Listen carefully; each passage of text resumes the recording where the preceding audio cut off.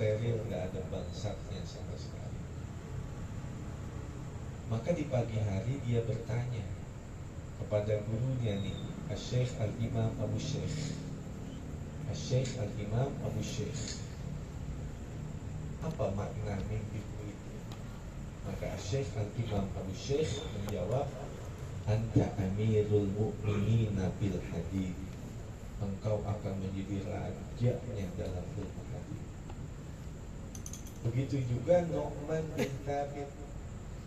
Siapa itu Nu'man bin Thabit? Orang lebih mengenal nama populernya, yaitu Al-Imam Abu Hanifah, padahal nama aslinya adalah Nu'man bin Thabit.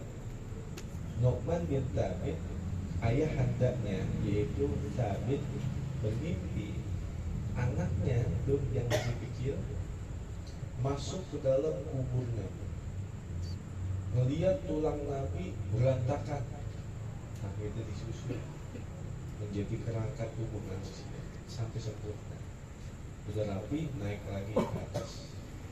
Ayah handanya bingung, akhirnya bertanya kepada gurunya yang tidak lain adalah cicit Nabi kita Muhammad SAW, yaitu Sayyidul Imam Ja'far As-Sadiq bin Muhammad Baqir bin Ali Zainal Abidin bin Husain bin Ali bin Abi Thalib radhiyallahu anhu. Maka beliau katakan, Ibnuka muhyis sunnah ila yaumil qiyamah, anakmu Nu'man akan menjadi penghidup sunnah Rasulullah sampai hari kiamat. Dan ternyata mimpi daripada Al-Imam Al-Bukhari, dia membersihkan bangsa di jubahnya Nabi, dan mimpinya Thabit ayahandanya Nu'man, yaitu Al-Imam Abu Hanifah, masuk ke dalam kubur Nabi, merapikan kerangka tulang Nabi sampai sempurna.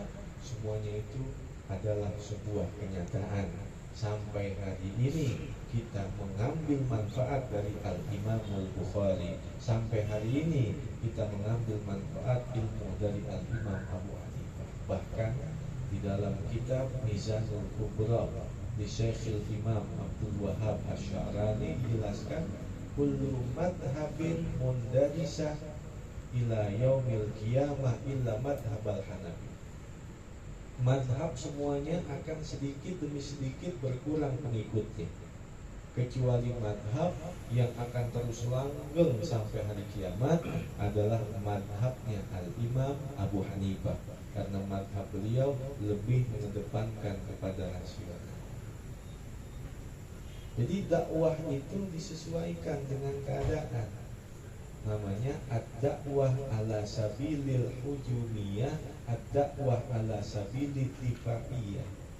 Di zaman Nabi Isa, kenapa yang dikedepankan mukjizat itu adalah pengobatan?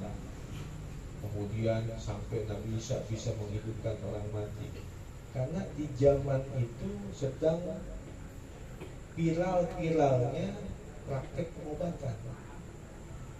Di zaman Nabi Musa itu digambarkan orang yang memiliki badan yang besar, kekuatan yang besar. Badan besar itu bisa diangkat dengan satu tangan. Najis banget kalau kita melihat film Hercules, itu semuanya gambaran-gambaran Nabi Allah Musa itu. Karena di zaman itu orang sedang berbangga-bangga dengan kekuatan badan. Dan Nabi kita Muhammad SAW diutus di bangsa Arab, yang bangsa Arab itu sedang viral-viralnya masalah bahasa. Siapa yang memiliki bahasa syair-syair yang paling indah, maka dia adalah orang yang terhormat di kala itu. Sehingga as-sab'atul mu'allaqat, ada 7 syair-syair pemenang lomba di pasar Bukaz, tempelin di dinding-dinding Ka'bah, syair-syair yang indah. Maka datang Al-Quran menghempaskan bahasa-bahasa syair jahiliyah. Jadi semua mukjizat para nabi disesuaikan dengan keadaan yang berkembang di zaman itu. Maka ini menjadi sebuah pelajaran buat kita ketika berdakwah di satu masa, apa yang sedang viral di situ. maka kita masuk untuk menarik kepada umat manusia kembali kepada jalan Allah. Nah sekarang ini orang sedang viral-viralnya tentang keilmuan, maka kita masuk di situ. Bukan kita tidak mempercayai karomah, karomah termasuk dari bagian syariat Islam. Ada di dalam Al-Quran Allah menceritakan Nabi Allah Khadir itu tentang karomah, tentang kemuliaan-kemuliaan. Bagaimana Siti Maryam setiap kali ada makanan-makanan yang terhidangkan, ketika ditanya anak laki hada, dari mana makanan ini? Maka dia jawab, ini adalah hidangan-hidangan yang turun dari langit. Allahumma rabbana anzil alaina ma'idatan minas sama takunu lana idan li awalina wa akhirina wa ayatan minka warzuqna wa anta khairur raziqin. Itu ketika di satu keadaan orang lagi viral, maka dakwah di situ. Bukan kita nggak mau percaya karomah, bentar-bentar karomah, bentar-bentar karomah. Khawatir ketika masanya orang sudah tidak menerima seperti itu, orang jangankan yang non-Islam, khawatir yang Islam keluar dari sini. Na'udzubillah min dari cara dakwah. Wa Abu Syekh Ani Ibnu Mas'udin, dan dari Abu Syekh akhir riwayat hadis bersambung kepada Abdullah bin Mas'ud radhiyallahu anhu. Abdullah bin Mas'ud meriwayatkan hadis sebanyak 848 hadis.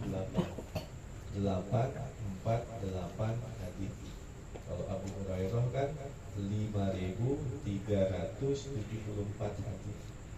Kalau Ibnu Umar 2.630 hadis.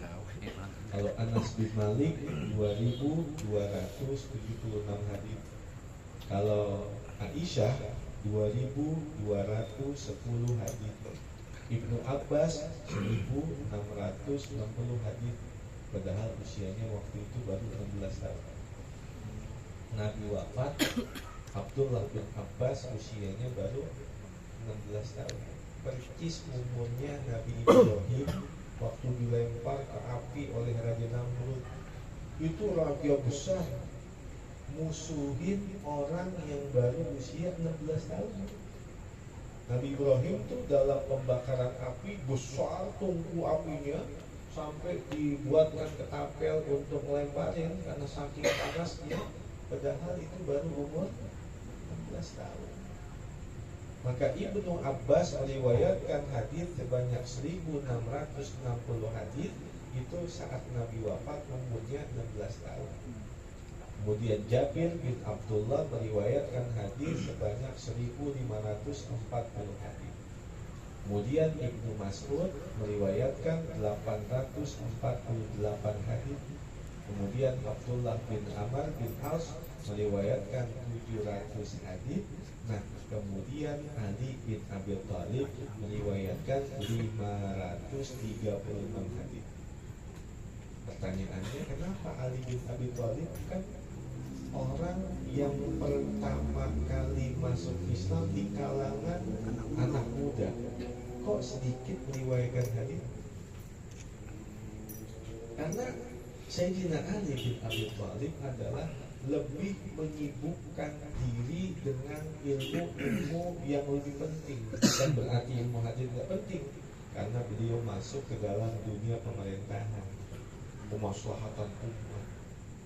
Sedangkan Abu Hurairah kerjaannya santrinya Nabi, tiap hari bersama Nabi di Masjid Nabawi ini. Di sini kubur Nabi. Nah, di belakangnya ada teras yang rada tinggi, ukurannya 0,5 meter, 10 kali 10, warnanya kuning, persis kayak begini nih, kayak begini, jadi naik dikit. Itu di Masjid Nabawi ada begini, persis kita naik begini, ukurannya sama, 0,5 meter. Nah, 10 kali 10 itu yang disebut dengan Ahlus Suffah, tempat Ahlus Suffah, jumlahnya 400 orang. pemimpinnya Abu Hurairah, kerjaannya kagak ngapa-ngapain, cuma ngaji sama jihad. Kalau kagak ada panggilan jihad, ya udah kerjaannya ngaji. Makanya Abu Hurairah paling banyak meriwayatkan hadis. Sedangkan Sayyidina Ali udah sibuk dengan urusan pemerintahan, urusan-urusan yang lebih